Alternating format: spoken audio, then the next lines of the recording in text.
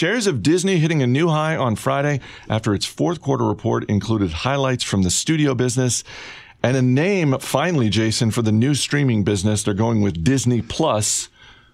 Works for me. I know you're so disappointed it wasn't something like Trunk. Trunk was available. Given our earlier conversations this week. I like that. I mean, it's consistent, obviously, with ESPN Plus, and it takes advantage of the brand that everyone already knows. So, what was your highlight from this quarter? Because there were a lot of good things in this report. Yeah, I think the big picture takeaway with Disney is that if content is king, then distribution is queen, and everybody knows that behind any strong king is an even stronger queen. And so I think with Disney, that is the beauty of this business, is that they have both parts of that equation, really. And there's some uncertainty making the move to that over the top. ESPN Plus, Disney Plus, we're going to know a lot more in a year, of course.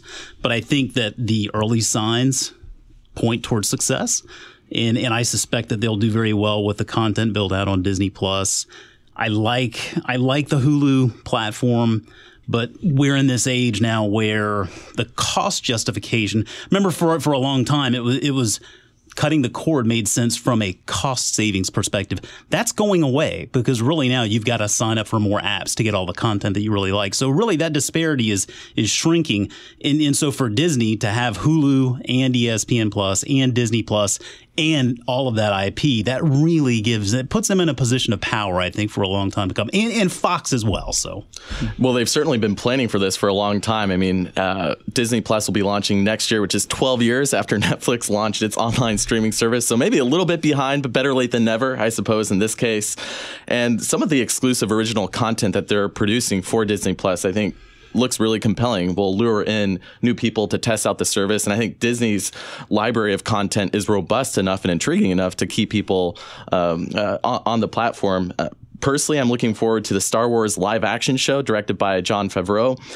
Maybe it can redeem how I feel about The Last Jedi. Wasn't a fan of that movie, but maybe this Star Wars live action series will do it. Sounds like they're bringing in they're going to capitalize on the previous success of High School Musical too, Chris. So we'll have a chance to go back and remember what was.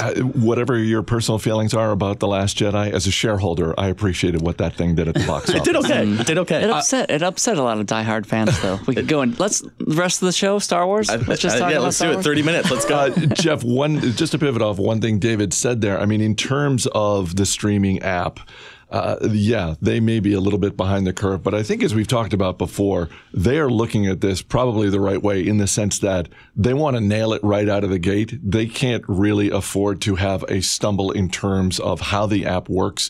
There will be upgrades to the app, but they got to get it right next year. I agree. And ESPN aside, they're really targeting a lot of the younger audience and then hope to grow with them. And they have the content to address everything from little kids to grown-ups, supposed grown-ups like us. So, and the shares, they haven't really gone anywhere since 2015. So they're, as a result, look very reasonably priced. They're at about 15.7 times expected earnings for the year ahead. So, and a little side part of the business there, the parks and resorts. I mean, it just they employ 199,000 people. They employ. I should have asked everybody to make a guess, but it's just a phenomenal part of the business that it just year in and year out. The pricing power that they possess on those parks is really pretty impressive. I mean, it seems like every year, and I'm sure there's a record here for how many years in a row they've been able to raise ticket prices, but they continue to be able to do that because it's such a unique and compelling pull. Every parent. That's the goal. Get your kids to Disney World or Disneyland. And forget about your money. Of course.